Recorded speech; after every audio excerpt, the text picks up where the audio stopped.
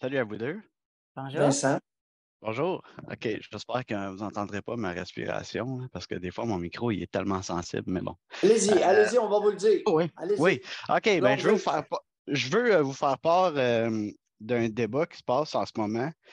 Puis ça fait suite. Euh, Vous avez éveillé en moi la conscience de l'importance peut-être de l'individu à avoir une arme à feu pour se défendre.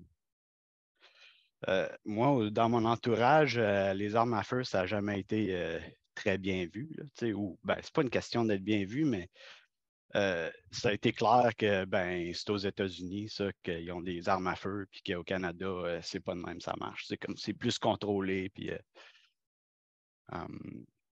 Puis là, je me suis amené à me poser, à extrapoler ça, puis dire jusqu'à quel point est-ce qu'on a besoin des armes pour se défendre?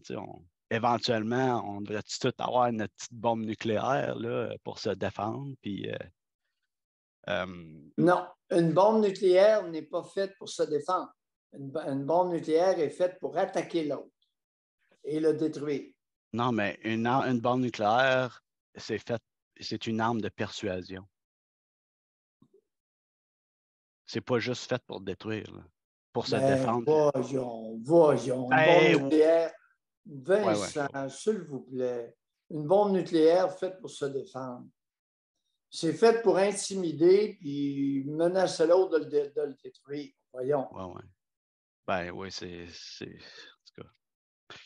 Mais en une autre étape. Qu'est-ce que vous pensez qu'a fait le Pakistan avec ses armes nucléaires? C'est pas pour se défendre de l'Inde, c'est pour envoyer un message clair à l'Inde. Si vous nous attaquez, c'est bien de valeur, vous allez passer dans le tordeur. Alors, c'est une arme d'intimidation. OK. Allez-y, continuez. Le prochain débat qui fait que je m'informe par YouTube, c'est l'accessibilité à contrôler ou à configurer l'intelligence artificielle. Oui. Qui doit avoir accès à contrôler l'intelligence artificielle? En ce moment, l'une des intelligences artificielles les plus connues, c'est ChatGPT. Le porte-parole, c'est Sam Altman, qui lui dit c'est important de contrôler ceux qui ont accès à cette intelligence artificielle-là. Ça devrait être un sous-groupe parce que c'est tellement, il y a tellement de potentiel, ça peut être dangereux. Il ne faut pas que ça soit distribué à tout le monde, comme les armes à feu. C'est tellement dangereux, il ne faut pas que ça soit distribué à tout le monde. Ouf! Puis, ouais, c'est une longue shot, là.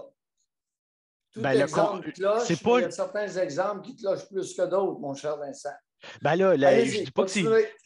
Oui, je dis pas que c'est lui qui a fait la comparaison entre les armes à feu et l'intelligence artificielle. Ça, c'est moi qui l'amène parce que les deux, il y a un débat à savoir l'accessibilité au pouvoir qu'amène l'outil. L'intelligence artificielle, la rapidité avec laquelle on peut rassembler de l'information, il est où le problème? En quoi ça dérange quelqu'un qu'on ait des machines qui peuvent colliger à une vitesse effarante un paquet de données connues?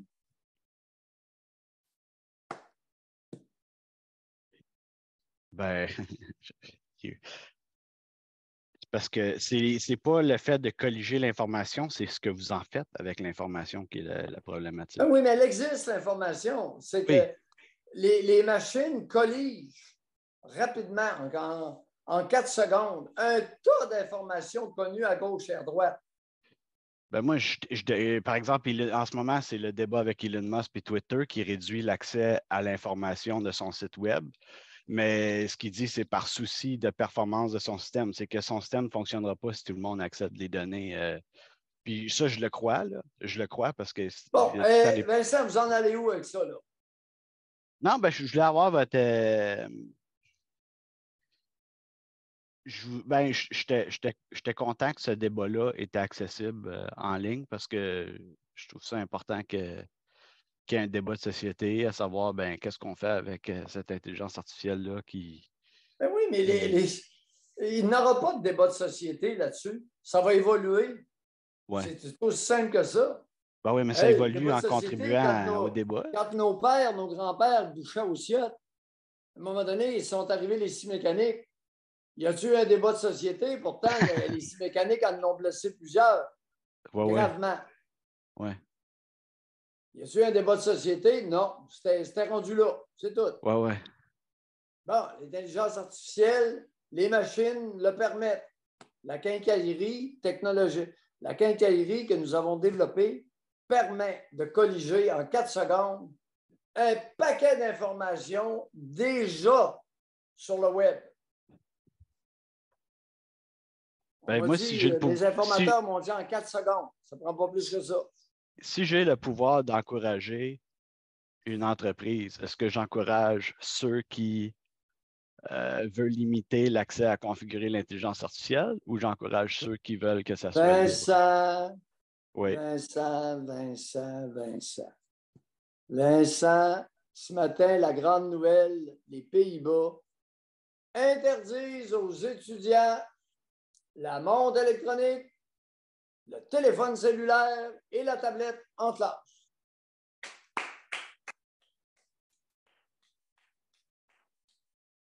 Pour une fois, les Pays-Bas, ils ont manqué leur coup solide. Habituellement, ils sont avant-gardistes. Mais là, je dois dire qu'ils sont passés à traîner le lunch en arrière. Alors, votre débat, faites-le dans votre tête, mon cher Vincent. L'intelligence artificielle est là pour rester, puis c'est rien. Vous n'avez encore rien vu. Correct? Bye, Vincent. Merci d'avoir participé à l'émission. Je suis pour Caresse, moi. OK, bye, Vincent. Les contrôleurs, ils vont se faire aller. Écoute, il est trop tard. Si vous vouliez vous opposer, il aurait fallu que vous vous opposiez dans le processus. Là, l'intelligence artificielle est là. Puis, pour votre information, il y a quelqu'un de la Colombie-Britannique qui, en anglais, m'a lu ce que l'intelligence artificielle lui avait révélé sur Doc Mayou au Québec. Et hormis un point, tout le reste a bien de l'allure. C'est ma vie. Écoute, tout ce qui a été dit, écrit, cossin, en l'espace de quelques secondes, zing, ça sort. Moi, pour des recherches, je m'en sers beaucoup. Dans le cadre de la radio, là, tu vois, hier, juste pour donner un exemple, puis j'ai démontré l'efficacité de ChatGPT à Thomas dans l'émission qui voulait faire une chronique sur le 4 juillet. Puis il dit, hey, ça m'a pris 7 sites, ça m'a pris plein de recherches à faire pour trouver comment ça se fait que Roosevelt il était 12 ans alors que c'est 2 mandats. J'ai dit, OK, ça t'a pris combien de temps à faire ça? Donne-moi 30 secondes. Pourquoi Roosevelt a été là? Tout était tout de suite, toute l'information, tout qui est corroborée. C'est ça. C'est à la vitesse de l'éclair. José, il y a des professeurs plates dans les universités qui vont perdre leur travail, qui vont perdre leur job. Savez-vous ce que je m'en sers présentement? Je suis en train de... Ça me fait gagner du temps incroyable parce que, vous savez, là, je suis en train de préparer un livre pour l'Europe, la France, la Suisse, puis la Belgique. Et mes recettes, au Québec, là, c'est en Fahrenheit. Mettre le four à 375. OK? Puis tu prends une demi-tasse. Mais eux autres, c'est pas ça. Eux autres, c'est en Celsius, c'est en grammes. Je rentre mes recettes dans ChatGPT, je me mets convertir en version européenne, et voilà. C'est incroyable. Il va être où le débat de société? Alors, les contrôleurs, essayez, si vous voulez contrôler, la prochaine étape. Ça va être quoi l'étape suivante? Là, ça devient intéressant. Une fois qu'on a des machines aussi efficaces et puissantes, en 4 secondes, qui peuvent nous regrouper de l'information comme ça ne se peut pas, ça va être quoi la prochaine étape? C'est bon. Ça devient intéressant.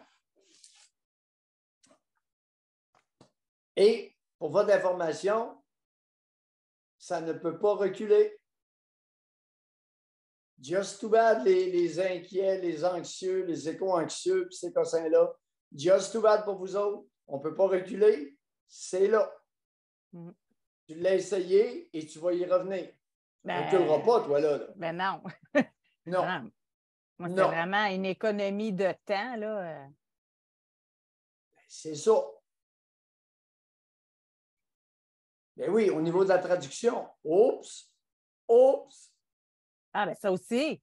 Ça aussi. Il y a des traductrices qui vont perdre leur job. Ben vraiment. Okay. Tu prends des textes, tu rentres ça là-dedans, tout est traduit. Et c'est presque à point, m'a-t-on dit.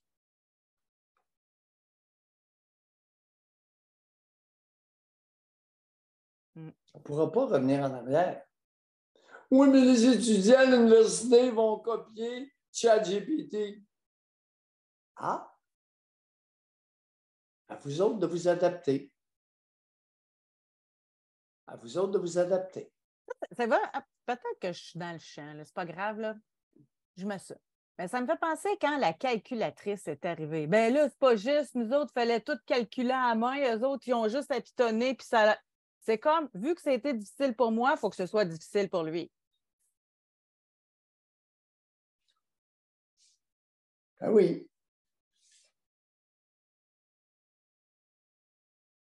Apprendre à utiliser l'outil, ça pourrait être un cours, ça. Ça fait partie maintenant. L'interdiction aux Pays-Bas ce matin, en classe, du monde électronique, du cellulaire et de la tablette, m'inquiète au plus haut point. Ça, on appelle ça un recul sociétal solide. Aucune imagination. Il y a un timbré en quelque part qui a décidé ça. C'est dangereux de laisser le pouvoir dans les mains d'une personne. Beaucoup d'êtres humains abusent du pouvoir qu'on leur confère. Ils se prennent pour l'autorité. Dangereux, l'autorité.